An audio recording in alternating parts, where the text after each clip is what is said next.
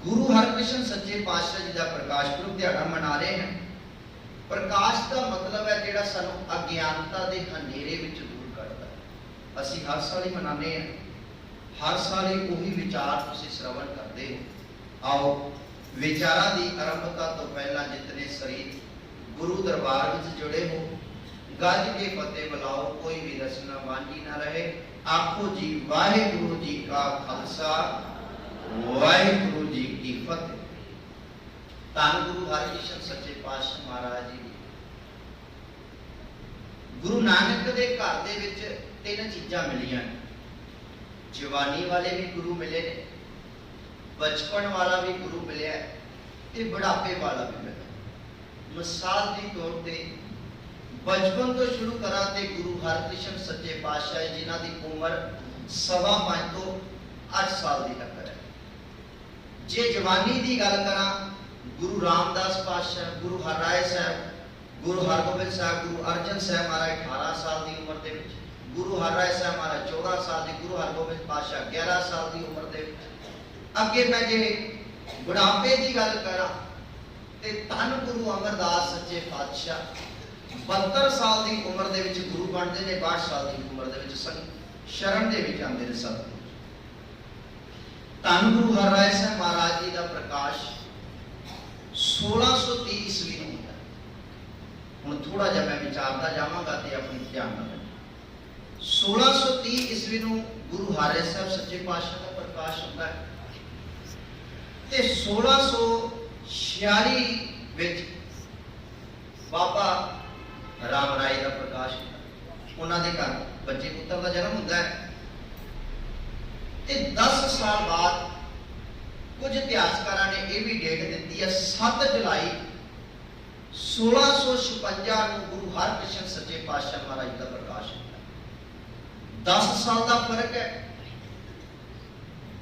हुण जदों घर दे विच दोवें बच्चे पल रहे हैं, 10 साल वड्डे ने ते ये 10 साल छोटे, पर बाबा राम राय जी का जिहड़ा गुरु घर के प्रति मन है वो उदा दा नहीं है जो गुरु हरकृष्ण सच्चे पातशाह का। जे गुरु रामदास पातशाह की गल करिए, उन्होंने घर 3 पुत्र ने, पर गुरु अर्जन साहब सच्चे पातशाह की जिहड़ी सोच है वो गुरु नानक की सोच नाल मिलती है। साडे भी घरां दे विच बच्चे ने, घरां दे विच 2-3 बच्चे होंदे ने, किसी की माँ बाप नाल सोच मिलती है।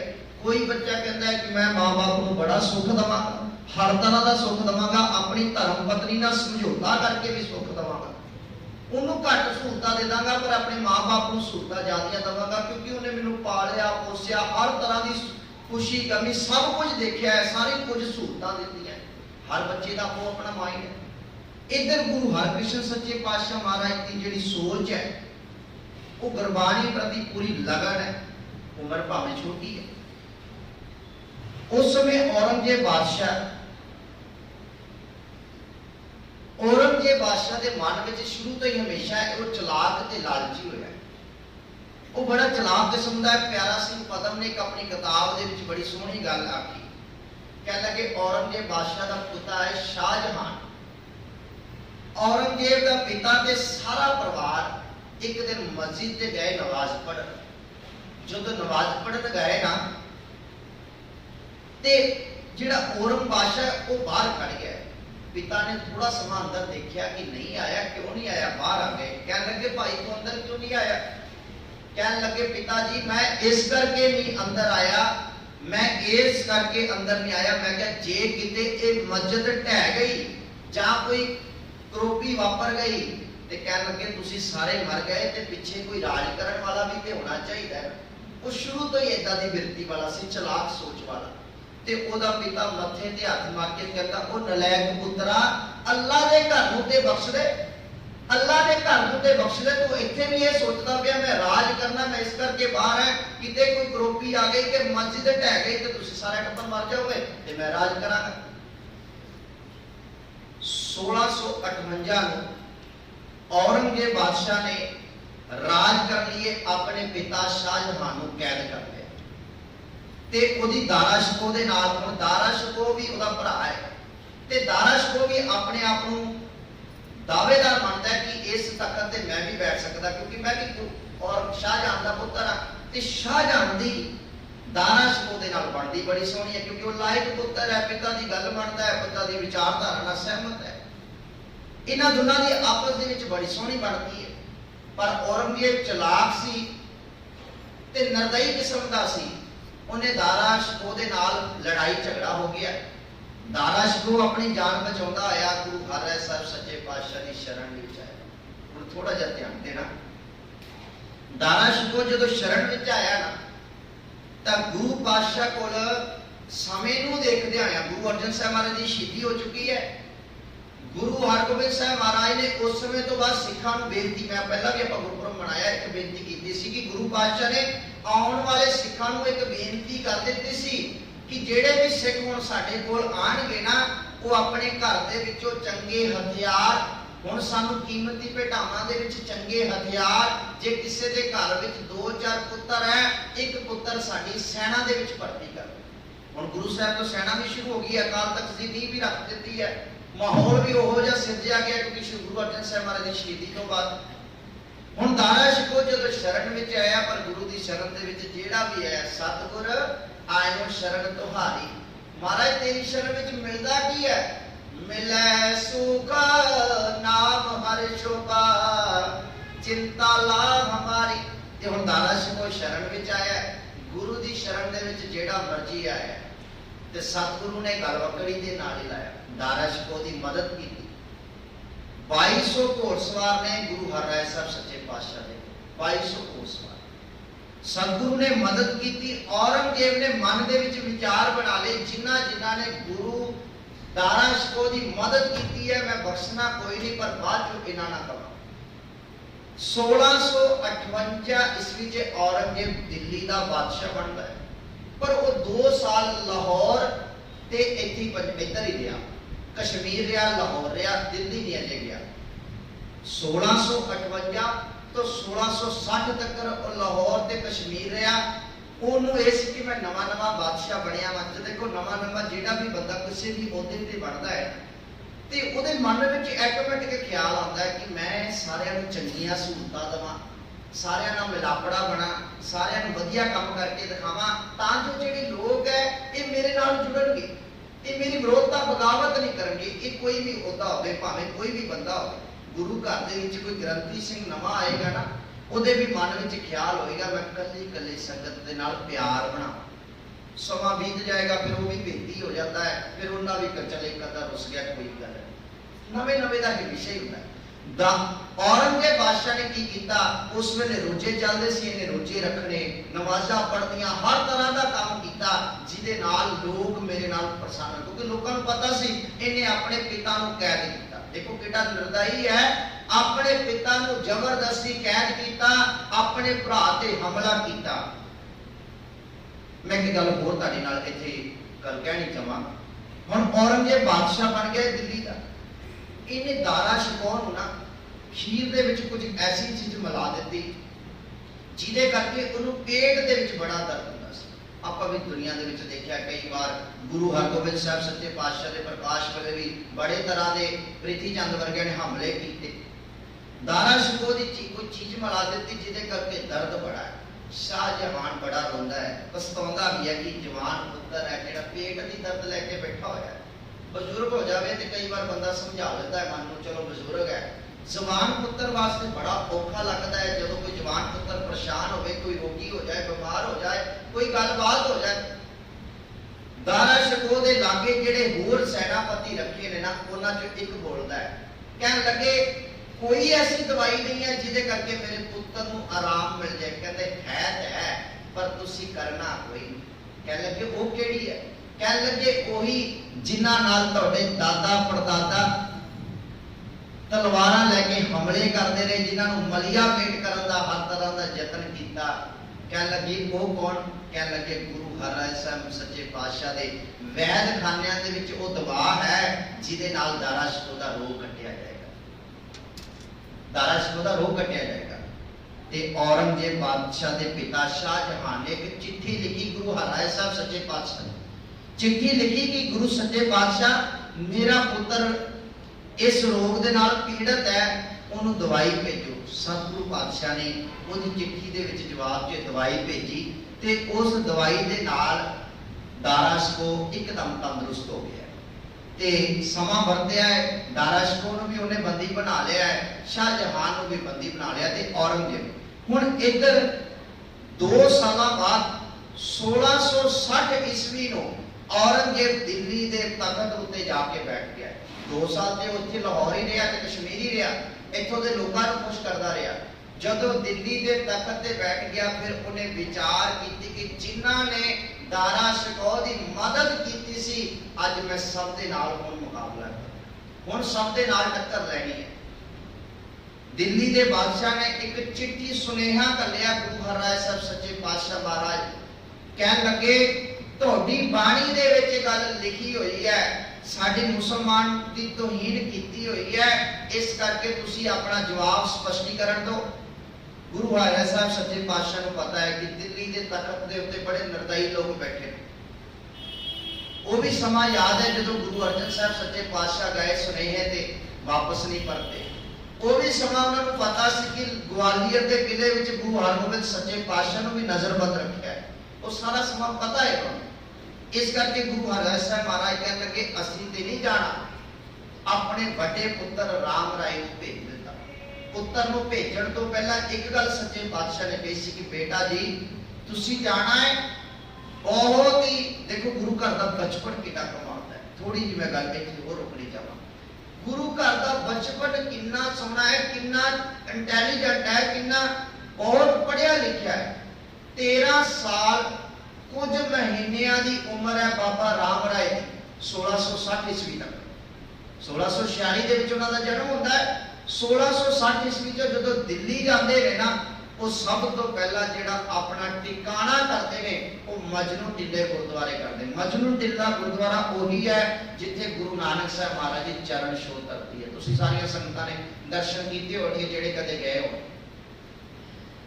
बाबा राम राय जी नूं उत्थे भेज दिता है ते सतगुरु पातशाह ने एक गल कही सी कि गुरबाणी के अनुसार जिहड़ी गुरती जिहड़ी विचारधारा तुसीं गुरु नानक के घरों सीखी है उहदे अनुसार तुसीं जवाब देना है। बड़ी चतुर बुद्धि वाले, बड़े सियाणे ने, बड़े इंटैलीजेंट ने, बड़े पढ़े लिखे।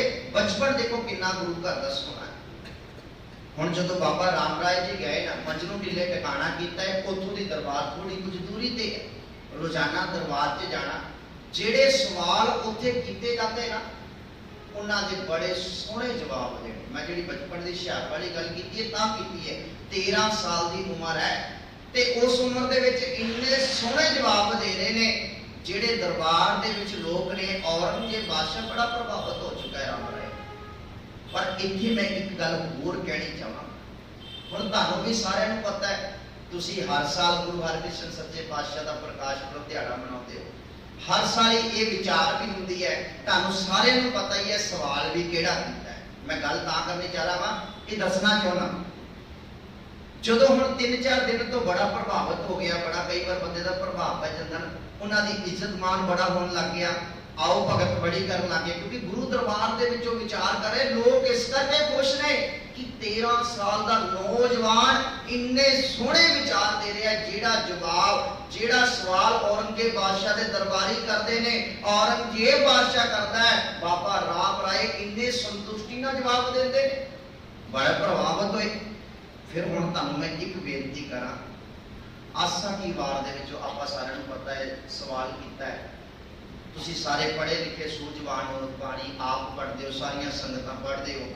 आसा की वार दे विचों 6 नंबर पौड़ी दे जिहड़े नाल दे श्लोक ने 2 उन्हां दे विचों औरंगजेब बादशाह ने सवाल कीता। हुण थोड़ा जिहा हल करना, तुसीं सारियां संगतां ना सुखमनी साहब बहुत पढ़दे हो ते तुहानूं जवाब याद भी होएगा, पर मैनूं नहीं क्योंकि मैं घट पढ़दा। मैं कदे कदाई जे किसी ने प्रोग्राम कह दिता जाए जदों मन कर गया घर पढ़ लैना। तुसीं रूटीन च पढ़दे हो, तुहानूं याद भी है सारियां संगतां। इदां दा ही एक नितनेम आसा की वार दा करना शुरू कर। जे तुसीं आसा की वार नूं बड़े सोहणे ढंग, हुण भाई साहब जदों सवेरे करदे आ ना उदों हुंदे बहुत घट जाने पुराने, पता ही नहीं लगता कि आसा की वार कदों का पढ़ गए। उन्होंने भी 2-4 छक्के पढ़ने होंगे, 2-4 श्लोक पढ़े, उधरों 2-4 शब्द पढ़े, टाइम खत्म होया ते चले गए।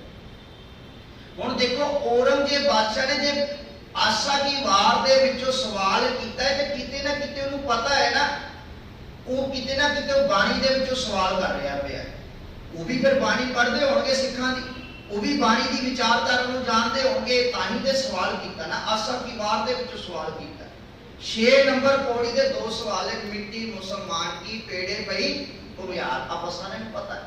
मेरा कहने का ये मतलब है, इनू ध्यान नाल सोचना कि आसा की वार औरंगजेब बादशाह नूं भी पता है। उस वेले कोई गुरुद्वारियां दे विच नहीं पढ़ी जाती, उस वेले दरबारां दे विच कि औरंगजेब दे बादशाह दे दरबार दे विच किते आसा की वार पढ़ी जाती होए। अज ते आसा की वार अपने रागी संघां नूं चला दिता है, संगतां नूं भी पता होएगी, पर असीं उन्ना ध्यान नाल नहीं आसा की वार नूं पढ़िया जिन्ना सानूं लोड़ सी। हुण राम राय की जिहड़ी उत्थे उस्तत है, वडियाई है, शोभा बहुत वध गई है।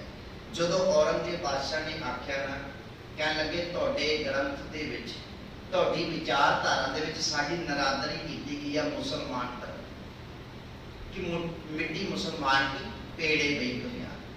अगों बाबा राम राय ने अपने मन दे विच पता की सोचिया कि जे मैं अज मेरी हुण चढ़ाई भी पूरी हो गई है।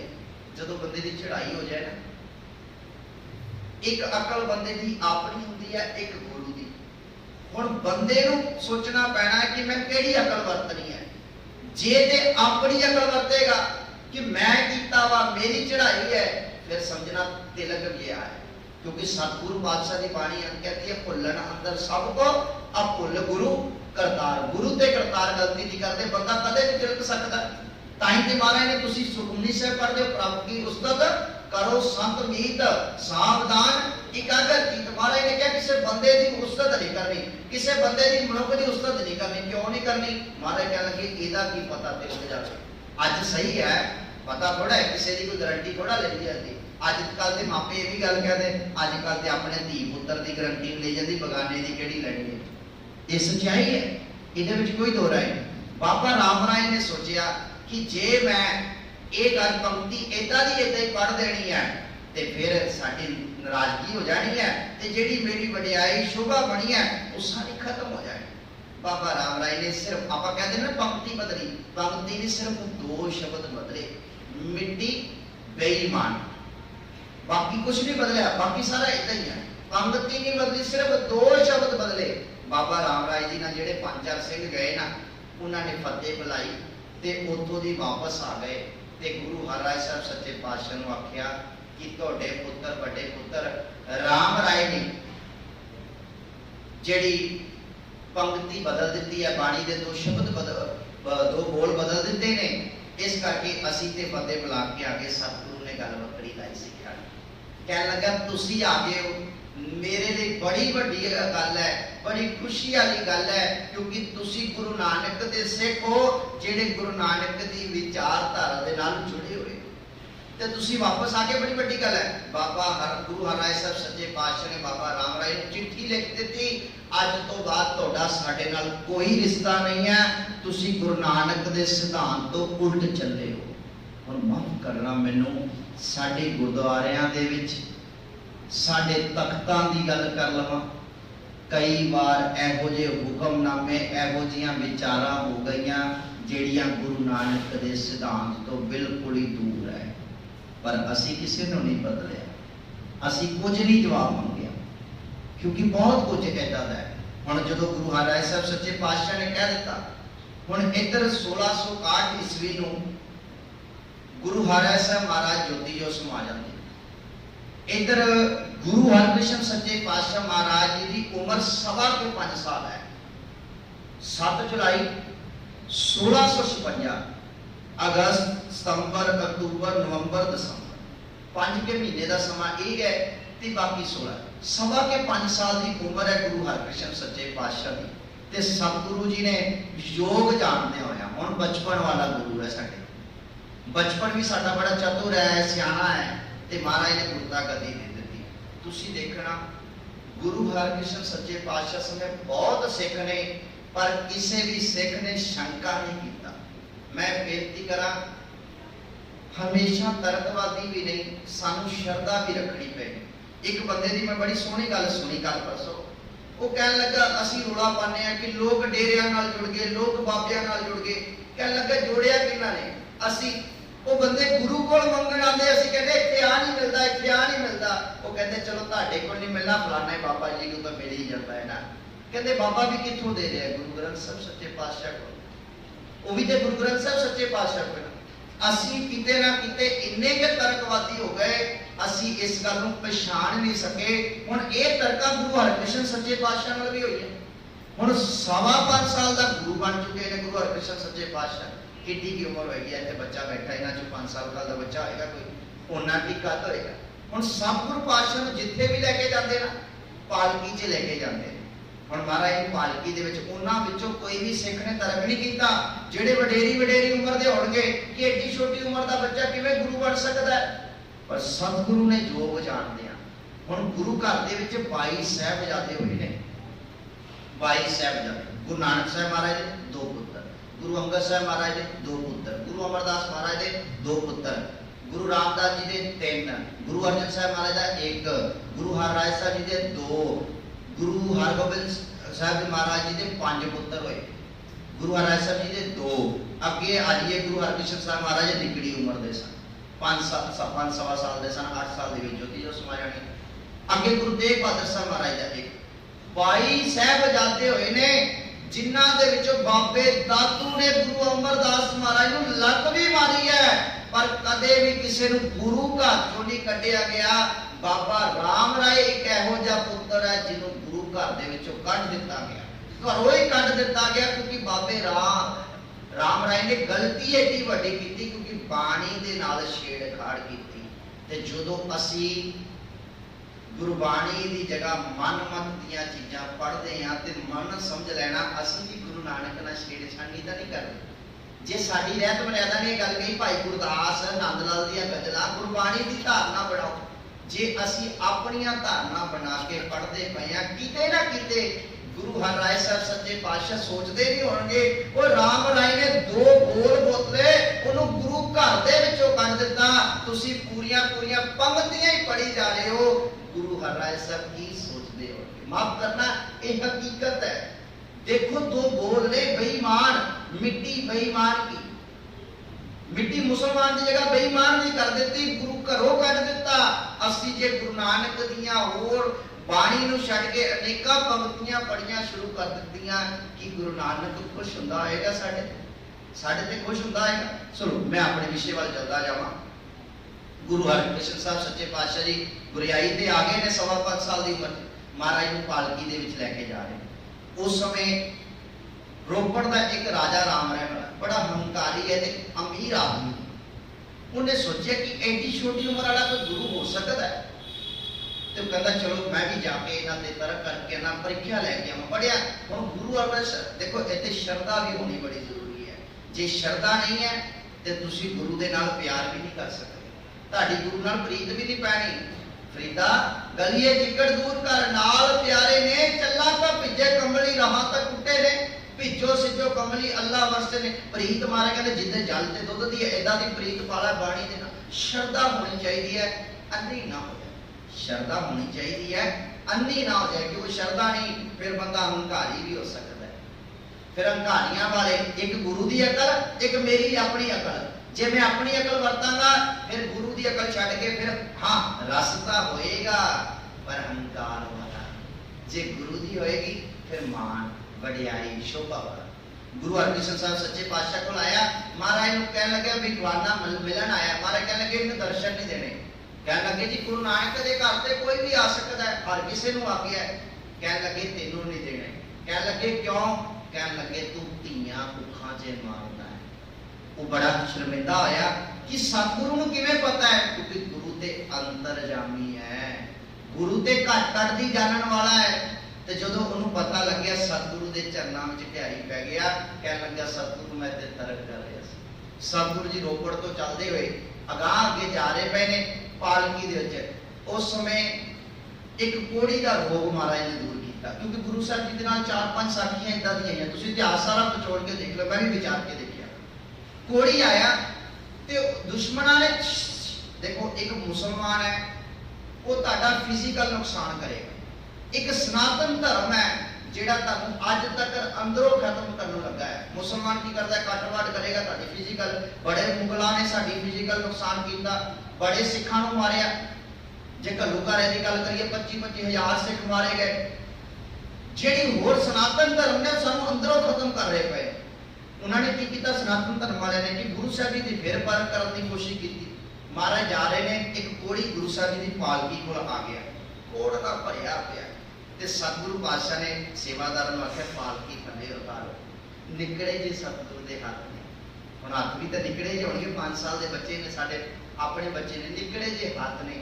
ਸਤਿਗੁਰੂ ਨੇ ਆਪਣੇ ਰੁਮਾਲ ਦੇ ਨਾਲ ਕੋੜੀ ਦੇ ਜਿੱਥੇ ਜਿੱਥੇ ਜ਼ਖਮ, ਛੂਤ ਦੀ ਬਿਮਾਰੀ ਸੀ, ਮਹਾਰਾਜ ਨੇ ਸਾਰਾ ਸਾਫ਼ ਕੀਤਾ ਤੇ ਨਾਲ ਦਵਾਈ ਦਿੱਤੀ। ਹੁਣ ਦੇਖੋ ਗੁਰੂ ਨਾਨਕ ਸਾਹਿਬ ਮਹਾਰਾਜ ਕੋ ਦਿਆਲਪੁਰ ਦਾ ਕੋੜੀ ਆਇਆ, ਉਹਨੂੰ ਠੀਕ ਕੀਤਾ। ਗੁਰੂ ਅਮਰਦਾਸ ਸੱਚੇ ਪਾਤਸ਼ਾਹ ਕੋ ਭਾਈ ਪ੍ਰੇਮਾ, ਜਿਹਨੂੰ ਮੰਜੀ ਦਾਪੀ ਬਾਜਵਾ ਮੱਥੋਂ ਮਰਾਰੀ ਬਣਿਆ, ਲਾਹੌਰ ਦਾ ਰਹਿਣ ਵਾਲਾ, ਉਹ ਗੁਰੂ ਅਮਰਦਾਸ ਸੱਚੇ ਪਾਤਸ਼ਾਹ ਸ਼ਰਨ ਆਇਆ। ਮਹਾਰਾਜ ਨੇ ਉਹਨੂੰ ਠੀਕ ਕੀਤਾ, ਆਪਣੀ ਦਵਾਈ ਦਿੱਤੀ, ਬਾਣੀ ਦੇ ਨਾਲ ਗੁਰੂ ਪ੍ਰਤੀ ਆਸ਼ੀਰਵਾਦ ਦਿੱਤਾ। ਕੋੜੀ ਦਾ ਰੋਗ ਖਤਮ ਹੋ ਗਿਆ। ਇਧਰੋਂ ਔਰੰਗਜ਼ੇਬ ਬੜਾ ਸ਼ਰਾਬ ਚਲਾਕ ਸੀ। ਬਾਬਾ ਰਾਮ ਰਾਏ ਜਿਹੜਾ ਡੇਰਾ ਦੂਨ ਹੈ ਨਾ, ਦੂਨ ਸ਼ਬਦ ਉਸ ਸ਼ਹਿਰ ਦਾ ਨਾਮ ਸੀ ਦੂਨ। ਡੇਰਾ ਦੂਨ ਤਾਂ ਬਣਿਆ ਕਿਉਂਕਿ ਬਾਬਾ ਰਾਮ ਰਾਏ ਉੱਥੇ ਚਲ ਗਿਆ ਸੀ, ਉਹਨੇ ਉੱਥੇ ਜਾ ਕੇ ਡੇਰਾ ਬਣਾ ਲਿਆ। ਇਧਰ ਬਾਬਾ ਰਾਮ ਰਾਏ ਨੇ ਵਿਰੋਧਤਾ ਕਰਨੀ ਸ਼ੁਰੂ ਕਰ ਦਿੱਤੀ। ਔਰੰਗਜ਼ੇਬ ਕੋ ਗਿਆ, ਕਹਿਣ ਲੱਗਾ ਮੈਂ ਤੁਹਾਡੇ ਪਿੱਛੇ ਲੱਗ ਕੇ ਗੁਰੂ ਘਰ ਦੀ ਵਿਰੋਧਤਾ ਕੀਤੀ, ਬਗਾਵਤ ਕੀਤੀ, ਦੇਖ ਲਓ ਮੇਰਾ ਹਾਲ ਕੀ ਹੈ। ਤੁਸੀਂ, ਤੁਹਾਨੂੰ ਪਤਾ ਹੈ ਕਿ ਮੈਂ ਲਿਆਕਤ ਵੀ ਹੈ। ਮੈਂ 13 ਸਾਲ ਦੀ ਉਮਰ 'ਚ ਗੁਰੂ ਨੇ ਮੈਨੂੰ ਯੋਗ ਜਾਣ ਕੇ ਤੁਹਾਡੇ ਕੋਲ ਭੇਜਿਆ ਸੀ। ਮੇਰੇ ਕੋਲ ਲਿਆਕਤ ਕਿੰਨੀ ਹੈ, ਮੈਂ ਕਿੰਨੇ ਸਵਾਲਾਂ ਦੇ ਜਵਾਬ ਦਿੱਤੇ ਆ। ਗੁਰਤਾ ਗੱਦੀ ਤਾਂ ਮੇਰੀ ਬਣਦੀ ਹੈ, ਪਰ ਗੁਰੂ ਹਰਕ੍ਰਿਸ਼ਨ ਸੱਚੇ ਪਾਤਸ਼ਾਹ ਦੀ ਤੇ ਉਮਰ ਵੀ ਕੋਈ ਨਹੀਂ ਹੈ, ਪਰ ਗੁਰਤਾ ਗੱਦੀ ਤੇ ਉਹਨਾਂ ਨੂੰ ਦਿੱਤੀ ਹੈ। ਔਰੰਗਜ਼ੇਬ ਬਾਦਸ਼ਾਹ ਕਹਿਣ ਲੱਗੇ ਠੀਕ ਹੈ, ਇਹ ਤਾਂ ਤੇਰਾ ਹੀ ਹੱਕ ਬਣਦਾ ਹੈ। ਔਰੰਗਜ਼ੇਬ ਬਾਦਸ਼ਾਹ ਨੇ ਸੁਨੇਹਾ ਘੱਲਿਆ ਗੁਰੂ ਅੰਗਦ ਹਰਕ੍ਰਿਸ਼ਨ ਸੱਚੇ ਪਾਤਸ਼ਾਹ ਨੂੰ। ਮਹਾਰਾਜ ਨੇ ਜਵਾਬ ਦਿੱਤਾ। ਹੁਣ ਔਰੰਗਜ਼ੇਬ ਚਲਾਕ ਬੜਾ ਸੀ। ਉਹਨੇ ਰਾਜਾ ਜੈਚੰਦ ਮਿਰਜ਼ਾ ਨੂੰ ਭੇਜਿਆ ਸੁਨੇਹਾ, ਕਹਿਣ ਲੱਗੇ ਤੁਸੀਂ ਕਹੋ ਕਿ ਗੁਰੂ ਹਰਕ੍ਰਿਸ਼ਨ ਸੱਚੇ ਪਾਤਸ਼ਾਹ ਨੂੰ ਦਿੱਲੀ ਬੁਲਾਓ। ਰਾਜੇ ਨੇ 50 ਸੰਗਤਾਂ ਨੂੰ ਭੇਜ ਕੇ ਬੜੇ ਸ਼ਰਧਾ ਦੇ ਨਾਲ, ਦੇਖੋ ਗੁਰੂ ਘਰ ਕਿੱਡੇ ਕਿੱਡੇ ਤਖਤਾਂ ਦੇ ਰਾਜੇ ਬਾਦਸ਼ਾਹ ਵੀ ਆਉਂਦੇ ਰਹੇ। ਗੁਰੂ ਘਰ ਦੀ ਵਡਿਆਈ ਕਿੰਨੀ ਵੱਡੀ। ਇਧਰ ਗੁਰੂ ਹਰਕ੍ਰਿਸ਼ਨ ਸਾਹਿਬ ਸੱਚੇ ਪਾਤਸ਼ਾਹ ਦੀ ਮਾਨਤਾ ਹੋਰ ਵੱਧ ਗਈ। ਹਰ ਪਾਸੇ ਰੋਲਾ ਜ਼ਿਕਰ ਲੱਗਣ ਲੱਗ ਗਿਆ ਕਿ 5 ਸਾਲ ਦੀ ਨਿਕੜੀ ਦੀ ਉਮਰ ਦਾ ਬੱਚਾ ਹੈ, ਕਿਸੇ ਕੋੜੀ ਦਾ ਰੋਗ ਸਹੀ ਕਰ ਰਿਹਾ, ਕਿਸੇ ਦੇ ਭਰਮ ਖਤਮ ਕਰ ਰਿਹਾ ਪਿਆ। ਇਧਰ ਹੋਰ ਮਾਨਤਾ ਵੱਧ ਗਈ। ਜਦੋਂ ਰਾਜੇ ਦੇ ਆਏ ਨਾ, ਸਤਿਗੁਰੂ ਪਾਤਸ਼ਾਹ ਨੇ ਕਿਹਾ, ਗੁਰੂ ਹਰਕ੍ਰਿਸ਼ਨ ਮਹਾਰਾਜ ਨੇ ਕਹਿਣ ਲੱਗੇ ਰਾਜਾ ਜੈਚੰਦ ਅਸੀਂ ਤੇਰੇ ਕਹਿਣ ਤੇ ਆ ਰਹੇ ਹਾਂ, ਪਰ ਰੁਕਾਂਗੇ ਵੀ ਤੇਰੇ ਕੋਲ। ਅਸੀਂ ਔਰੰਗਜ਼ੇਬ ਬਾਦਸ਼ਾਹ ਨੂੰ ਦਰਸ਼ਨ ਨਹੀਂ ਦੇਣੇ। ਉਹ ਬੜਾ ਨਿਰਦਈ ਹੈ, ਸਾਨੂੰ ਪਤਾ ਹੈ, ਕਿਉਂਕਿ ਗੁਰੂ ਸਾਹਿਬ ਮਹਾਰਾਜ ਜਾਣਦੇ ਹੈ ਸਾਰਾ ਕੁਝ। ਹੁਣ ਗੁਰੂ ਹਰਕ੍ਰਿਸ਼ਨ ਸੱਚੇ ਪਾਤਸ਼ਾਹ ਦਿੱਲੀ ਵੱਲ ਨੂੰ ਚੱਲੇ। ਹੁਣ ਰੋਪੜ ਤੋਂ ਕੀਰਤਪੁਰ ਸਾਹਿਬ ਤੋਂ ਜਦੋਂ ਚੱਲੇ ਨਾ, ਕੁਝ ਕੁ ਸੰਗਤਾਂ ਨੂੰ ਮਹਾਰਾਜ ਨੇ ਕਿਹਾ ਕਿ ਤੁਸੀਂ ਇੱਥੇ ਰੁਕ ਜਾਓ। ਕੁਝ ਕੇ ਸੰਗਤਾਂ ਰੁਕੀਆਂ, ਪਰ ਕੁਝ ਸੰਗਤਾਂ ਅਜੇ ਵੀ ਸ਼ਰਧਾਵਾਨ ਨੇ, ਬੜੀਆਂ ਪਿਆਰ ਵਾਲੀਆਂ ਸ਼ਰਧਾ ਨੇ। ਕਹਿਣ ਲੱਗੇ ਨਹੀਂ ਸਤਿਗੁਰੂ ਤੇਰੇ ਤੋਂ ਬਗੈਰ ਤੇ ਔਖਾ ਹੈ। ਕਹਿਣ ਲੱਗੇ ਪ੍ਰਾਣ ਨਿਕਲ ਜਾਣ, ਪਰ ਤੇਰੇ ਤੋਂ ਬਗੈਰ ਔਖਾ ਹੈ। ਸਤਿਗੁਰੂ ਪਾਤਸ਼ਾਹ ਦੇ ਨਾਲ ਦਿੱਲੀ ਵੱਲ ਨੂੰ ਚੱਲ ਗਏ। ਪੰਜੋਖੜਾ ਸਾਹਿਬ ਦੀ ਘਟਨਾ, ਮੈਂ ਕਿਹਾ 2 ਘਟਨਾ ਹੋਰ ਸਾਂਝੀਆਂ ਕਰਨੀਆਂ, ਮੇਰਾ ਸਮਾਂ ਹੋ ਗਿਆ, ਮੈਂ 2 ਘਟਨਾ ਸਾਂਝੀਆਂ ਕਰਕੇ ਸਮਾਪਤੀ ਕਰਨੀ ਹੈ, ਸਮਾਂ ਬਹੁਤ। ਪੰਜੋਖੜਾ ਸਾਹਿਬ ਵਾਲੀ ਜਿਹੜੀ ਘਟਨਾ ਹੈ, ਗੁਰੂ ਹਰਗੋਬਿੰਦ ਸਾਹਿਬ ਸੱਚੇ ਪਾਤਸ਼ਾਹ ਉੱਥੇ ਪਹੁੰਚੇ। ਹਰਕ੍ਰਿਸ਼ਨ ਮਹਾਰਾਜ ਉੱਥੇ ਮਹਾਰਾਜ ਨੇ ਦੀਵਾਨ ਸਜਾਇਆ, ਸੰਗਤਾਂ ਦੇ ਨਾਲ ਹੀ ਆ ਰਹੀਆਂ ਸੀ। ਕੁਝ ਸੰਗਤਾਂ ਉੱਥੋਂ ਦੀਆਂ ਆ ਗਈਆਂ। ਉੱਥੇ ਜਿਹੜੇ ਸਨਾਤਨ ਧਰਮ ਦੇ ਵਿਪਰ ਵਾਲੀ ਸੋਚ, ਬ੍ਰਾਹਮਣ ਸੋਚ ਦੇ ਮਾਲਕ ਸੀ, ਉਹਨਾਂ ਨੂੰ ਪਤਾ ਲੱਗਿਆ ਕਿ 7 ਸਾਲ ਦੀ ਉਮਰ, 7.25 ਸਾਲ ਦੀ ਉਮਰ ਦਾ ਕਿਵੇਂ ਉਪਦੇਸ਼ ਦੇ ਸਕਦਾ ਹੈ। ਇਹ ਤੇ ਹੋ ਹੀ ਨਹੀਂ ਸਕਦਾ। ਇੰਨੀ ਛੋਟੀ ਉਮਰ ਵਾਲਾ ਉਪਦੇਸ਼ ਦੇ ਹੀ ਨਹੀਂ ਸਕਦਾ। ਉਹਨਾਂ ਨੇ ਇੱਕ ਨੌਜਵਾਨ ਜਿਹੜਾ ਬੜਾ ਚਤੁਰ ਹੈ, ਬੜਾ ਪੜ੍ਹਿਆ ਲਿਖਿਆ, ਲਾਲ ਚੰਦ ਦਾ ਨਾਮ, ਕਹਿਣ ਲੱਗੇ ਉਹਨੂੰ ਨਾਲ ਲੈ ਕੇ ਆਏ ਤੇ ਤਰਕ ਕੀਤਾ। ਕਹਿਣ ਲੱਗੇ ਐਡੀ ਛੋਟੀ ਉਮਰ ਦੇ ਵਿੱਚ ਤੁਸੀਂ, ਕਹਿਣ ਲੱਗੇ ਜਿਸ ਜਗ੍ਹਾ ਤੇ ਤੁਸੀਂ ਬੈਠੇ ਹੋ ਤੁਹਾਡੇ ਬਿਲਕੁਲ ਲਾਗੇ ਕੁਰੂਕਸ਼ੇਤਰ ਦੀ ਧਰਤੀ, ਜਿੱਥੇ ਭਗਵਾਨ ਕ੍ਰਿਸ਼ਨ ਨੇ ਗੀਤਾ ਰਚਨਾ ਕੀਤੀ ਹੈ। ਕਹਿਣ ਲੱਗੇ ਤੁਸੀਂ ਗੀਤਾ ਦੇ ਅਰਥ ਕਰ ਲਓਗੇ। ਹੁਣ ਸਤਿਗੁਰੂ ਪਾਤਸ਼ਾਹ ਨਾਲ ਵਿਚਾਰ ਕਰ ਰਿਹਾ। ਕਹਿਣ ਲੱਗੇ ਤੁਸੀਂ ਗੀਤਾ ਦੇ ਅਰਥ ਕਰ ਲਓਗੇ। ਸਤਿਗੁਰੂ ਪਾਤਸ਼ਾਹ ਕਹਿਣ ਲੱਗੇ ਲਾਲ ਚੰਦ ਅਰਥ ਤੇ ਮੈਂ ਕਰ ਦੇਣੇ ਆ, ਫਿਰ ਤੂੰ ਪਤਾ ਕੀ ਕਹਿਣਾ ਹੈ। ਅਮੀਰ ਘਰ ਦੇ ਪੁੱਤਰ ਨੇ ਤੇ ਦਰਬਾਰੀ ਬੈਠੇ ਹੋਣਗੇ ਘਰਾਂ ਦੇ ਵਿੱਚ ਆ ਕੇ, ਵਿਦਵਾਨਾਂ ਤੋਂ ਸੁਣਦੇ ਹੋਣਗੇ, ਇਹਨਾਂ ਨੇ ਤਾਂ ਕਰ ਦੇਣੇ। ਕਹਿਣ ਲੱਗੇ ਜਾ ਤੂੰ ਆਪਣੀ ਪਸੰਦ ਦਾ ਕਿਸੇ ਨੂੰ ਲੈ ਕੇ ਆ ਜਾ, ਆਪਣੀ ਪਸੰਦ ਦਾ ਕਿਸੇ ਨੂੰ ਵੀ ਲੈ ਆ।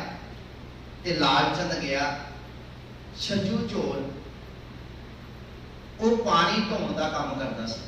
ਘੜਿਆਂ ਦੇ ਉੱਤੇ ਨਾ ਦੋਨੇ ਪਾਸੇ ਘੜੇ ਬੰਨ ਕੇ ਕੱਪੜੇ ਕਿਸੇ ਨਾਲ ਤੇ ਮੋਢੇ ਤੇ ਰੱਖ ਕੇ, ਉਹਨਾਂ ਦੀ ਸ਼੍ਰੇਣੀ ਦਾ ਕੰਮ ਸੀ ਘੜਿਆਂ ਦੇ ਵਿੱਚ ਪਾਣੀ ਢੋਣਾ। ਪੁਰਾਣੇ ਸਮਿਆਂ ਦੇਖੋ ਜੀ, ਅੱਜ ਕੱਲ੍ਹ ਦੀ ਜੇ ਗੱਲ ਕਰੀਏ, ਹੁਣ ਕਿਸਾਨ ਲੋਕ ਸੀ ਜਿਹੜੇ, ਉਹੀ ਖੇਤੀਬਾੜੀ ਦਾ ਕੰਮ ਕਰਦੇ ਸਨ। ਜਿਹੜੇ ਚੁਮਿਆਰ ਲੋਕ ਸਨ ਉਹ ਜੁੱਤੀਆਂ ਕੱਢਣ ਦਾ ਕੰਮ ਕਰਦੇ, ਜਿਹੜੇ ਰਾਮਗੜੀਏ ਸੋ ਲੱਕੜ ਦਾ ਕੰਮ ਜਾਂ ਹੋਰ ਜਲਾਏ ਕੱਪੜਾ ਬੁਣਨ ਦਾ ਕੰਮ ਕਰਦੇ ਸਨ। ਏਦਾਂ ਹੀ ਛੱਜੂ ਝੋਲ ਸੀ ਜਿਹੜਾ ਪਾਣੀ ਢੋਣ ਦਾ ਕੰਮ ਕਰਦਾ ਸੀ। ਲਾਲ ਚੰਦ ਗਿਆ, ਆਵਾਜ਼ ਮਾਰੀ, ਉਹ ਛੱਜੂਆ ਇੱਧਰ ਆ। ਹੁਣ ਸ਼ੂਦਰ ਹੈ, ਸ਼ੂਦਰ ਨੂੰ ਕਿੰਨਾ ਕਿ ਸਤਿਕਾਰ ਦੇ ਰਿਹਾ ਬ੍ਰਾਹਮਣ, ਕਦੇ ਵੀ ਨਹੀਂ ਦਿੱਤਾ ਬ੍ਰਾਹਮਣ ਨੇ ਸ਼ਿਕਾਰ। ਬੁਲਾਇਆ, ਕਹਿਣ ਲੱਗਾ ਪਾਣੀ ਇੱਥੇ ਛੱਡ, ਮੇਰੇ ਨਾਲ ਚੱਲ। ਗੁਰੂ ਹਰਗੋਬਿੰਦ ਸੱਚੇ ਪਾਤਸ਼ਾਹ ਕੋਲ ਲੈ ਗਿਆ ਤੇ ਛੱਜੂ ਝੋਲ ਨੂੰ ਕਹਿੰਦਾ ਇੱਥੇ ਬੈਠ ਜਾ ਸਾਈਡ ਤੇ ਕਹਿਣ ਲੱਗਾ ਛੱਜੂ ਤੂੰ ਹਾਂ ਗੀਤਾ ਦੇ ਅਰਥ ਕਰਨੇ ਨੇ।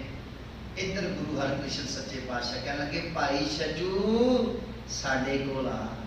ਮਹਾਰਾਜ ਨੇ ਤਖਤ ਤੇ ਬਿਠਾ ਦਿੱਤਾ ਛੱਜੂ ਨੂੰ। ਲਾਲ ਚੰਦ ਤੜਪ ਉੱਠਿਆ, ਕਿਉਂਕਿ ਬ੍ਰਾਹਮਣ ਹੈ, ਬ੍ਰਾਹਮਣ ਚਾਹੁੰਦਾ ਹੀ ਨਹੀਂ ਕਿ ਸ਼ੂਦਰ ਮੇਰੇ ਬਰਾਬਰ ਦੇ। ਕਹਿੰਦੇ ਗੁਰੂ ਨਾਨਕ ਦਾ ਸਿਧਾਂਤ ਹੈ ਜਾਤ का गर्व न करियो कोई। माफ करना, मैं एक बेनती ਤੁਹਾਨੂੰ ਵੀ ਕਰਕੇ ਜਾਵਾਂਗਾ, ਆਪਣੇ ਘਰਾਂ ਦੇ ਬਾਹਰ ਗੁਰੂ ਨਾਨਕ ਨਿਵਾਸ ਲਿਖਵਾਓ। ਇਹ ਨਾ ਲਿਖਾਓ ਮੈਂ ਫਲਾਨਾ ਸਿੱਖ ਹਾਂ, ਮੈਂ ਗੇਲਾ, ਮੈਂ ਦੂਜਾ ਮੈਂ ਤੀਜਾ ਵਾਂ। ਤੁਸੀਂ ਗੁਰੂ ਨਾਨਕ ਦੇ ਸਿੱਖ ਬਣੋ, ਆਪਣੇ ਘਰਾਂ ਦੇ ਬਾਹਰ ਲਿਖ ਦਿਓ ਮੈਂ ਗੁਰੂ ਨਾਨਕ ਦਾ ਸਿੱਖ ਹਾਂ। ਇਹ ਵੀ ਸਿੱਖੀ ਦੇ ਪ੍ਰਚਾਰ ਦੀ ਸਭ ਤੋਂ ਵੱਡੀ ਗੱਲ। ਹੁਣ ਭਾਈ ਛੱਜੂ ਨੂੰ ਜਦੋਂ ਬਿਠਾਇਆ ਨਾ, ਗੁਰੂ ਹਰਕ੍ਰਿਸ਼ਨ ਮਹਾਰਾਜ ਨੂੰ ਕਹਿਣ ਲੱਗੇ ਇਹ ਇੱਕ ਸ਼ੂਦਰ ਹੈ, ਸ਼ੂਦਰ ਨੂੰ ਤਖਤਾਂ ਤੇ ਨਹੀਂ ਬਿਠਾਈਦਾ। ਮਹਾਰਾਜ ਕਹਿਣ ਲੱਗੇ ਲਾਲ ਚੰਦ ਜਦੋਂ ਤੂੰ ਗੀਤਾ ਦੀ ਕਥਾ ਕਰਦਾ ਹੈ, ਤੂੰ ਉੱਪਰ ਬੈਠਦਾ ਹੈ ਨਾ, ਤੇ ਸਰੋਤੇ ਕਿੱਥੇ ਬੈਠਦੇ ਨੇ? ਥੱਲੇ। ਤੇ ਕਹਿਣ ਲੱਗਾ ਤੂੰ ਸਰੋਤਾ ਬਣ ਕੇ ਸੁਣ, ਛੱਜੂ ਇੱਥੇ ਬੈਠੇਗਾ। ਛੱਜੂ ਦੇ ਅੱਖਾਂ ਦੇ ਵਿੱਚ ਹੰਝੂ ਆ ਗਿਆ। ਓਏ ਸਤਿਗੁਰੂ ਤੇਰੇ ਬਾਰੇ ਤੇ ਬੜਾ ਸੁਣਿਆ ਸੀ, ਉਹ ਤੇਰੇ ਦਰ ਤੇ ਜਿਹੜਾ ਵੀ ਆਇਆ ਤੂੰ ਗਲਵਕੜੀ ਦੇ ਨਾਲ ਲਾਇਆ। ਇੰਨਾ ਮਾਣ ਦਿੱਤਾ ਹੀ, ਇੰਨਾ ਸਤਿਕਾਰ ਦਿੱਤਾ ਕਿ ਛੱਜੂ ਨੂੰ ਜਿਹਨੂੰ ਕੋਈ ਪੁੱਛਦਾ ਨਹੀਂ ਹੈ। ਛੱਜੂ ਝੋਲ ਨੂੰ ਜਦੋਂ ਗੀਤਾ ਦੇ ਅਰਥ ਪੁੱਛੇ, ਛੱਜੂ ਨੇ ਉਹ ਅਰਥ ਕੀਤੇ ਜਿਹੜਾ ਇੱਕ ਬਹੁਤ ਪੜ੍ਹਿਆ ਲਿਖਿਆ ਵਾਲੇ ਦੇ ਅਰਥ ਕਰਕੇ ਦਿਖਾਏ। ਲਾਲ ਚੰਦ ਗੁਰੂ ਨਾਨਕ ਦੇ ਚਰਨਾਂ ਦੇ ਵਿੱਚ, ਗੁਰੂ ਹਰਕ੍ਰਿਸ਼ਨ ਸੱਚੇ ਪਾਤਸ਼ਾਹ ਦੇ ਚਰਨਾਂ ਵਿੱਚ ਢਹਿਰੀ ਹੋ ਗਿਆ, ਆਪਣਾ ਜੰਝੂ ਲਾ ਦਿੱਤਾ। ਕਹਿਣ ਲੱਗਾ ਸਤਿਗੁਰੂ ਅੱਜ ਤੋਂ ਬਾਅਦ ਮੈਂ ਤੇਰਾ ਸਿੱਖ ਹਾਂ, ਮੈਨੂੰ ਵੀ ਸਿੱਖੀ ਦਾ ਦੇ। ਮੈਂ ਤੇ ਐਵੇਂ ਤਰਕ ਦੇ ਰੂਪ ਵਿੱਚ ਆ ਗਿਆ, ਮੈਨੂੰ ਤੇ ਪਤਾ ਹੀ ਨਹੀਂ। ਜਦੋਂ ਗੁਰੂ ਨਾਨਕ ਦੇ ਘਰ ਆਈਏ ਸਭ ਕੁਝ ਛੱਡ ਕੇ ਆਇਆ ਕਰੋ, ਨਿਮਾਣੇ ਜੇ ਸਿੱਖ ਹੋ ਕੇ ਆਇਆ। ਜੇ ਗੁਰੂ ਨਾਨਕ ਦੇ ਘਰੋਂ ਕੁਝ ਲੈ, ਜੇ ਗੁਰੂ ਨਾਨਕ ਦੇ ਘਰੋਂ ਕੁਝ ਲੈਣਾ ਨਾ, ਝੋਲੀ ਭਰਨੀ ਹੈ, ਤੇ ਤਰਕ ਛੱਡ ਕੇ ਕੋ ਸ਼ਰਧਾ ਦੇ ਵਸ ਵਿੱਚ ਆਇਆ ਕਰੋ। ਮੈਂ ਇਹ ਨਹੀਂ ਕਹਿੰਦਾ ਕਿ ਗੁਰੂ ਨਾਨਕ ਨੇ ਸਵਾਲ ਨਹੀਂ ਕੀਤਾ, ਸਵਾਲ ਕਰਨਾ ਬਣਦਾ। ਸਤਿਗੁਰੂ ਨੇ, ਭਾਈ ਛੱਜੂ ਨੇ ਅਰਥ ਕੀਤੇ ਲਾਲ ਚੰਦ। ਇਹ ਲਾਲ ਚੰਦ ਉਹੀ ਹੈ ਜਿਹੜਾ ਚਮਕੌਰ ਦੀ ਜੰਗ ਦੇ ਵਿੱਚ 40 ਸਿੱਖ ਸ਼ਹੀਦ ਹੋਏ, ਉਹਨਾਂ ਦੇ ਵਿੱਚੋਂ ਲਾਲ ਚੰਦ ਇੱਕ ਉਹ ਹੈ ਜਿਹੜਾ ਲਾਲ ਸਿੰਘ ਬਣਿਆ ਬਾਅਦ ਵਿੱਚੋਂ, ਜਿਹਨੇ ਸ਼ਹੀਦੀ ਪ੍ਰਾਪਤ ਕੀਤੀ। ਇਹ ਲਾਲ ਚੰਦ ਉਹ ਹੈ ਜਿਹੜਾ ਚਮਕੌਰ ਦੀ ਜੰਗ ਵਿੱਚ ਗੁਰੂ ਗੋਬਿੰਦ ਸਿੰਘ ਮਹਾਰਾਜ ਦੇ ਨਾਲ ਜੰਗ ਦੇ ਵਿੱਚ ਸ਼ਹੀਦੀ ਪ੍ਰਾਪਤੀ ਕਰਦਾ। ਹੁਣ ਸਤਿਗੁਰੂ ਜੀ ਪੰਜੋਖੜੇ ਸਾਹਿਬ ਦੀ ਧਰਤੀ ਦੇ ਉੱਤੋਂ ਚਲੇ ਗਏ ਨੇ ਦਿੱਲੀ ਵੱਲ। ਉੱਥੇ ਰਾਜੇ ਦੇ ਘਰ ਪਹੁੰਚੇ। ਰਾਜੇ ਨੂੰ ਕਿਸੇ ਨੇ ਫਿਰ ਤਰਕ ਕਰ ਦਿੱਤੀ। ਹੁਣ ਉਮਰ ਛੋਟੀ ਹੈ, ਤਰਕਾਂ ਹੋਣੀਆਂ ਵੀ ਜ਼ਰੂਰੀ ਹੈ, ਕਿਉਂਕਿ ਅਕਸਰ ਹੀ ਹੈ ਗੁਰਦੁਆਰਿਆਂ ਦੇ ਵਿੱਚ। ਮੈਨੂੰ ਯਾਦ ਹੈ 2012 ਦੀ ਘਟਨਾ, ਮੈਂ ਪਹਿਲੀ ਵਾਰ ਗ੍ਰੰਥੀ ਦੀ ਡਿਊਟੀ ਲੱਗ ਗਿਆ। ਹੁਣ 2010 ਸਾਲ ਦਾ ਫਰਕ ਹੈ, ਮੈਂ 18 ਸਾਲ ਦਾ ਸੀ, ਦਾੜੀ ਵੀ ਕੁਝ ਨਹੀਂ ਆਈ। ਹੁਣ ਫਰਕ ਤੇ ਹੁੰਦਾ ਹੀ ਹੈ ਛੋਟੀ ਉਮਰ। ਉਹ ਕਈਆਂ ਨੇ ਸਵਾਲ ਕਰਨੇ, ਕਈਆਂ ਨੇ ਕਹਿ ਕੇ ਜਾਣਾ ਆ ਕਿੱਦਾਂ ਮੁੰਡਾ ਜਾਂ ਗ੍ਰੰਥੀ ਰੱਖ ਲਿਆ, ਬੱਚਾ ਜਾ ਕੇ ਇਹਨੂੰ ਵੀ ਜਿਹੜਾ ਕੁਝ ਪਤਾ ਹੋਏਗਾ। ਹੁਣ ਮੇਰੇ ਤਾਂ 3 ਸਾਲ ਲੱਗੇ ਹੋਏ ਸਨ, ਉਹਨਾਂ ਨੂੰ ਨਹੀਂ ਪਤਾ, ਪਰ ਉਹਨਾਂ ਲਈ ਇਹ ਤੇ ਹੈ ਸੀ ਨਾ। ਇਹਨੂੰ ਕਿਹੜਾ ਬਾਣੀ ਪੜ੍ਹਨੀ ਆਉਂਦੀ ਹੋਏਗੀ, ਇਹਨੂੰ ਕਿਹੜਾ ਕਥਾ ਕਰਨੀ ਆਉਂਦੀ ਹੋਏਗੀ, ਇਹਨੂੰ ਪਤਾ ਨਹੀਂ ਅਰਦਾਸ ਆਉਂਦੀ ਹੋਏਗੀ ਕਿ ਨਹੀਂ ਆਉਂਦੀ ਹੋਏਗੀ। ਮੈਂ ਪਹਿਲੀ ਵਾਰ ਤੇ ਗ੍ਰੰਥੀ ਲੱਗਿਆ ਸੀ। ਹੁਣ ਉਹਨਾਂ ਲਈ ਇਹ ਤਾਂ ਸਵਾਲ ਕਰਨਾ ਬਣਦਾ ਵੀ ਸੀ, ਕਿਉਂਕਿ ਉਹਨਾਂ ਦੇ ਆਪਣਾ ਪਰਮ ਸੀ। ਕਿਉਂਕਿ ਅਸੀਂ ਧਰਮ ਦੀ ਦੁਨੀਆ ਵਿੱਚ ਸ਼ੰਕੇ ਕਰਦੇ ਹਾਂ। ਜੇ ਸਾਡਾ ਧੀ ਪੁੱਤਰ ਆ ਕੇ ਕਹਿੰਦੇ ਨਾ ਬੀਬੇ 40 ਸਾਲ ਹੋ ਗਏ ਗੁਰੂ ਘਰ ਜਾਂਦਿਆਂ ਨੂੰ, ਅਜੇ ਵੀ ਸੁਭਾਅ ਨਹੀਂ ਬਦਲੇ, ਅਜੇ ਗੁਰੂ ਵਾਲੀ ਨਹੀਂ ਬਣੀ, ਤੇ ਪੁੱਤਰ ਤੇ ਪ੍ਰਭਾਵ ਕਿੱਦਾਂ ਪਏਗਾ ਜੇ ਅਸੀਂ ਆਪ ਨਹੀਂ ਖੱਟੇ ਬਾਟੇ ਦੀ ਕੋਲ ਸਕੇ। ਅਸੀਂ ਤੇ ਧੀਆਂ ਨੂੰ ਵੀ ਇਸ ਕਰਕੇ ਰੋਕ ਦਿੰਦੇ ਹਾਂ, ਪਤਾ ਨਹੀਂ ਆਨੰਦ ਦਾ ਮੁੰਡਾ ਮਿਲਣਾ ਕਿ ਨਹੀਂ, ਅੰਮ੍ਰਿਤਧਾਰੀ ਨਹੀਂ, ਗੁਰੂ ਵਾਲੇ। ਅੱਗੇ ਗੁਰੂ ਹਰਕ੍ਰਿਸ਼ਨ ਸੱਚੇ ਪਾਤਸ਼ਾਹ ਮਹਾਰਾਜ ਚਲੇ ਗਏ। ਉੱਥੇ ਵੀ ਰਾਜਾ ਜੈ ਚੰਦ ਨੂੰ ਕਿਸੇ ਨੇ ਕਹਿਤਾ ਉਹ ਤੈਨੂੰ ਰਾਜਾ ਕਿਹਨੇ ਬਣਾ ਦਿੱਤਾ ਹੀ? तेनू पता नहीं एडी छोटी उम्र वाला भी कोई गुरु होंदा है? कह लगे जी परख ते करके वेख लै। हुण तुसीं देखना बंदा श्रद्धावान भी होंदा है, पर जदों कोई आके कह दवे ना फिर एकदम खत्म नहीं कर बैठता। राजा जयचंद कहंदा गल ते तुहाडी ठीक है। राजे ने अपनी रानी नूं गोलियां वाले कपड़े पवा दिते ते गोली नूं राजे वाले कपड़े पवा दिते। हुण जदों कपड़े पवा दिते कमरे 'च बंद कर दिते, कहण लगा गुरु हरकृष्ण सच्चे पातशाह साडे राज दरबार की एक मर्यादा है, इत्थे जिहड़ियां औरतां ने ना वो दरबार दे विच नहीं आ सकदियां। अगर गुरु हरकृष्ण सच्चे पातशाह कहण लगे साडे ते घर दे विच इह मर्यादा वा, औरतां नूं इज्जत मान वध दिता जांदा है, वो मां का दर्जा दिता जाता है, उन्हें सानू जन्म दिता है। कह लगे साडे लिए ते रब ही वो है, असीं ते अपने गुरु तो पहला रब माता नूं मां नूं मनदे आ। कह लगे साडे घर ते कोई इदां दी गल नहीं है। कह लगे पर सतगुरु साडे ते दरबार की मर्यादा है, तुसीं इदां करो साडी रानी नूं अंदर ही जाके दर्शन दे आओ। हुण गुरु हरकृष्ण महाराज ते अंतरजामी ने, उन्हां नूं ते सारा पता है कि की हो रहा है। महाराज गए ते महाराज ना गोली वाल चले गए। हुण गोली नूं राज महारानी वाले कपड़े पाए, महाराज ने सिर दे उत्ते हाथ रखिया, कह लगे गोली अज तेरी इच्छा पूरी हो गई। तू हमेशा सोचदी सी ना कि मैं भी कदे राजिया दे उतारे कपड़े ते बड़े पाए आ, कदे राजिया वाले कपड़े भी पावांगा, मैनू ते कदे अज तक लत्ते कपड़े मिले ने। गोली कह लगी सतगुरु तुसी बड़े अंतरजामी हो, तुसी मेरे ते कृपा कर दी। कह लगे गोली तेनू मैं आशीर्वाद देना वा, तू हमेशा ही रानियां वर्गी रहेगी। महाराज जदों आशीर्वाद दिता ना ते मां हुण देखो चेहरा ते उही रहना ना, हंसा देख तरंदिया बग्गा भी आया चाओ, दुब मुए बग बबड़े सिर तल ऊपर पाओ। हुण बगलियां नूं देख के हंसा नूं देख के बगलियां दा भी मन कीता चलो आपां भी हंस बन जाइए, बड़ा सौखा काम है। बड़े बाबे बने, कईयां ने 5-7 चेले भी रख ले, बड़ा तरह का कीता पखंड, पर जिहड़ी अंदर दियां भैड़ियां आदतां सी बीमारियां सी वो थोड़ा रुकनियां सी। सौदे साध वाले जेलां च ही है, भंडियारे वाले जेलां च ही है, साध ते वो भी बने, संत ते वो भी बने, बड़ियां संगतां नूं मूर्ख बनाया इदां दे आशुतोष वर्गे। हुण महाराज गुरु रानी को चले गए, रानी दे सिर ते हथ रख के पता की कह लगे समा हो गया, मतलब समाप्ति करनी है, बिल्कुल लागी है समाप्ति करनी है। महाराज रानी दे हथ कह लगे रानी गोलियां वाले कपड़े पाई फिरदी है, तेनू मैं असीस की दवा, कह दवा अज तो बाद तो गोली बनी रहे। रानी ने चरणों दे विच ढैरी हो गई, राजा जयचंद भी चरणों दे विच ढैरी हो गया। कह लगे सतगुरु माफ कर लियो, असीं ते गुरु ते शंका करके बह गए हां, असीं अज्ञानी हां क्योंकि साडी समझ नहीं सी, असीं दुनिया दे मगर लग के गुरु तेरे ते शंका कर लिया, माफ करियो। सतगुरु ने उन्हां दा भी पार उतार किया। उस समय चेचक की बीमारी फैल गई। गुरु अर्जन साहब महाराज 1595 च लाहौर दे विच काल पैदा है, महाराज सेवा करन जाते हैं। गुरु नानक दे घर दे शुरू तो मर्यादा है, सतगुरु पातशाह उस वेले चेचक का रोग चलता है, सतगुरु उत्थे रोगियों की मदद करते हैं, उन्होंने दवा बूटी करते हैं, सारा कुछ मदद करते। उस वेले महाराज को चेचक का रोग हो गया, जिदे करके गुरु हरकृष्ण सच्चे पातशाह महाराज 1664 ईस्वी नूं ज्योति जो समा जाते हैं। ते सतगुरु पातशाह ने उस तो बाद हुक्म किया कि बाबा वसे बकाले, फिर बाबा बकाला गुरु तेग बहादुर साहब महाराज को रिहाई दी। सतगुरु कृपा कर होर भी अजे इतिहास विचारन वाला सी, पर समा घट है, होर भी कई साखियां जदों तुसीं गुरु हरकृष्ण सच्चे पातशाह का इतिहास विचारोगे ना तुहानूं इदां कई साखियां मिलणगियां। पर सतगुरु की उम्र निकड़ी सी, कारज बड़े वड्डे सन। सतगुरु कृपा कर भुलां चुकां दी खिमा, गुरु ते गुरु की संगत बख्शनहार है। आप संगतां नूं गुरु हरकृष्ण सच्चे पातशाह महाराज जियां दे प्रकाश पुरब दिहाड़े दीयां लख लख बधाइयां। एक बेनती करदा जावांगा, शरधा च रहा करो, शरधा दे विच रह के गुरु कोल मंगिया करो, अपने सारे ओहदे सब कुछ गुरु तो घर बाहर छड्ड के आया करो। गुरु नानक कोल ते निमाना जा सिख बन के आया करो। जदों सिख बन के आओगे, गुर सिख मीत चलो गुर चाली, गुर सिख मीत चलो गुर चाली।